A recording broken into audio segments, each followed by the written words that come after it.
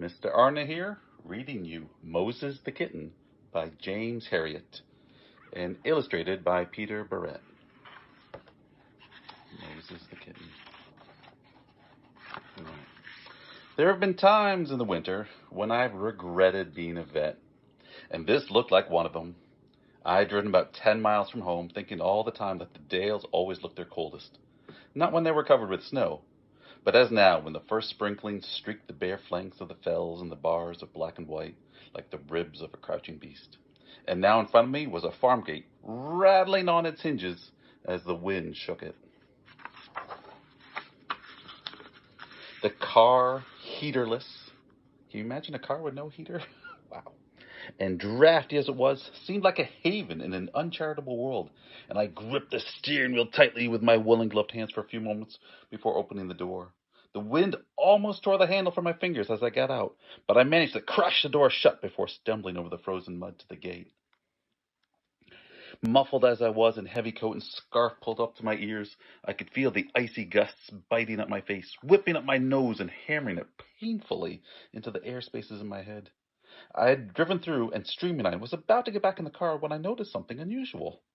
There was a frozen pond just off the path, and among the rime-covered rushes which fringed the dead opacity of the surface, a small object stood out, shiny and black.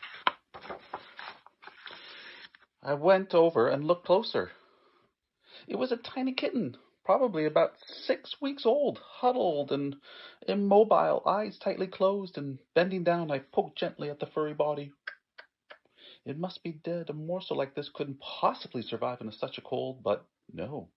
There was a spark of life, because the mouth opened soundlessly for a second and closed. And quickly I lifted the little creature and tucked it inside my coat, and as I drove it to the farmyard, I called out to the farmer, who was carrying 2 buckets out of the calf house.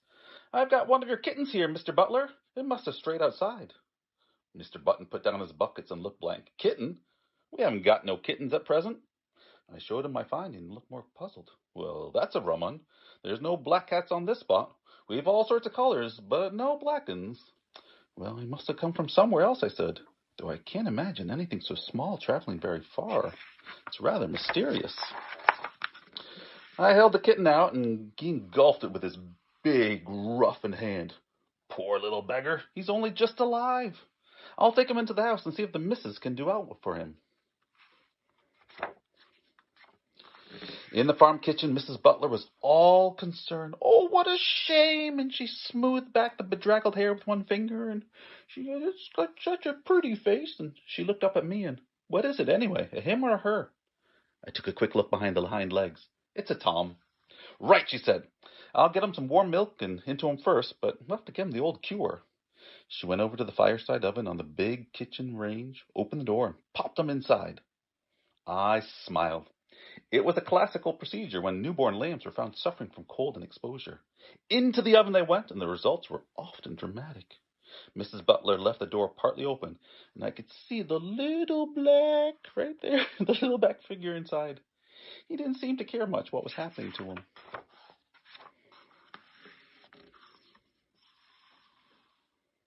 No words for this page. Just soak it all in. The next hour I spent in the byre wrestling with the hind feet of a cow. The cleats were overgrown and grossly misshapen and upturned, causing the animal to hobble along on her heels. And my job was to pare and hack away the excess horn, and my long-held opinion that the hind feet of a cow were never meant to be handled by a man was thoroughly confirmed. We had a rope around the hock and the leg and pulled up over a beam in the roof, but the leg still pistoned back and forth until I hung on till my teeth rattled. By the time I had finished, the sweat was running into my eyes, and I'd quite forgotten the cold day outside. Still, I thought, as I eased the kinks from my spine where I'd finished, there were compensations. There was a satisfaction in the sight of a cow standing comfortably on the 2 almost normal-looking feet. "Well, that's somewhat like," Mr. Butler grunted. "Come in the house and wash your hands." In the kitchen, I bent over the brown earthenware sink, and I kept glancing across at the oven. And Mrs. Butler laughed. "Oh, he's still with us. Come and have a look."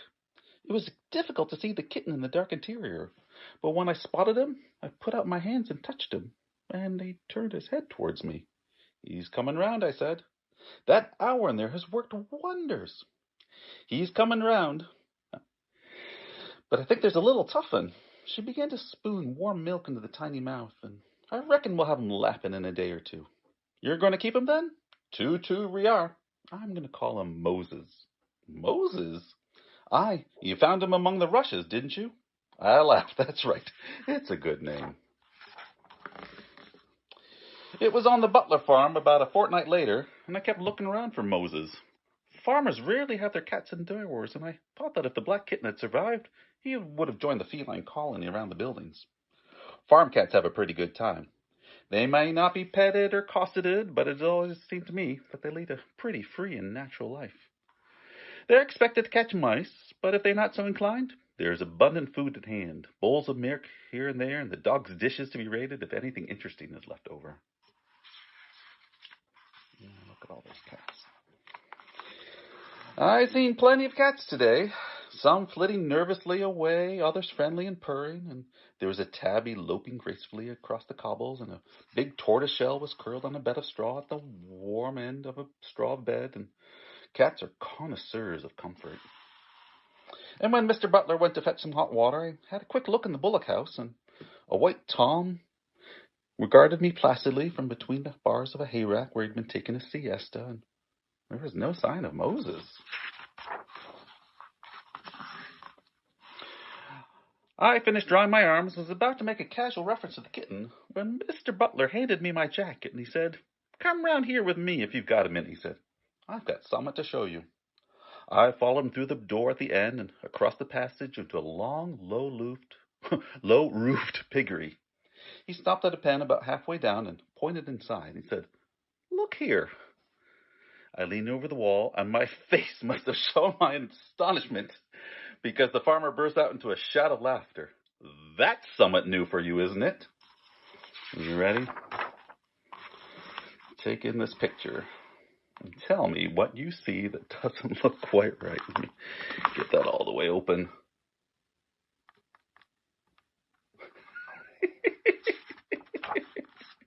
I stared unbelievably down at the large sow stretched comfortably on her side, suckling a litter of about 12 piglets, and right there in the middle of the long pink row, furry black and incongruous, was Moses. He had a teat in his mouth and was absorbing his nourishment with the same rapt enjoyment as the smooth-skinned fellows on either side. "What the devil?" I gasped. Mr. Butler was still laughing. "I thought you'd never seen anything like that before." "I never have any road." "But how did it happen?" I still couldn't drag my eyes away. "It was the missus's idea," he replied. "When she got the little youth lapping milk, she took him out to a right warm spot for him in the buildings. She settled on this pen because the sow Bertha just had one litter, and I had a heater in here, and it was grand and cozy." I nodded. "Sounds just right." "Well, she put Moses and a bowl of milk in here, but the little feller didn't stand by the heater very long. Next time I looked in, he was round at the milk bar." I shrugged my shoulders. "They say you see something new every day at this game, but this is something I've never even heard of. Anyway, he looks well on it. Does he actually live on the sow's milk? Or does he still drink milk from his bowl? A bit of both, I reckon. It's hard to say. Anyway, whatever mixture Moses is getting, he grew rapidly into a sleek, handsome animal with an unusually high gloss to his coat, which may or may not have been due to the porcine element of his diet. Porcine, I think that means pork or pig. I never went to the Butler's without having a look in the pig pen. Bertha, his foster mother, seemed to find nothing unusual in this hairy intruder, and pushed him around casually with some pleased grunts, just as she did with the rest of the brood. Moses, for his part, appeared to find the society of pigs very congenial. When the piglets curled up together and settled down for a nap, Moses would be somewhere in the heap, and when his young colleagues were weaned at 8 weeks, he showed his attachment to Bertha by spending most of his time with her. That's really something, isn't it? And here we go. And it stayed that way over the years. Often he would be right inside the pen, rubbing himself happily along the comforting bulk of the sow. But I remember him best in his favorite place, crouching on the wall, looking down perhaps meditatively on what had been his first warm home. And that is the story of Moses, the kitten by James Harriet. See you guys later. This little light of mine, I'm gonna let it shine. This little light of mine, I'm gonna let it shine. This little light of mine, I'm gonna let it shine. I'm gonna let it shine, let it shine, let it shine. Come on, help me out! Let's start all over. This little light of mine, I'm gonna... Oh, this little light of mine, I'm gonna let it shine. This little light of mine, I'm gonna let it shine. I'm gonna let it shine. Let it shine. Jesus loves you, yes I know, for the Bible tells you so. Little ones who he below, they are weak, but he is strong. Yes, Jesus loves you. Yes, Jesus loves you. Yes, Jesus loves you. Oh, the Bible tells you so. Thank you very much. Thank you. Thank you. Thank you.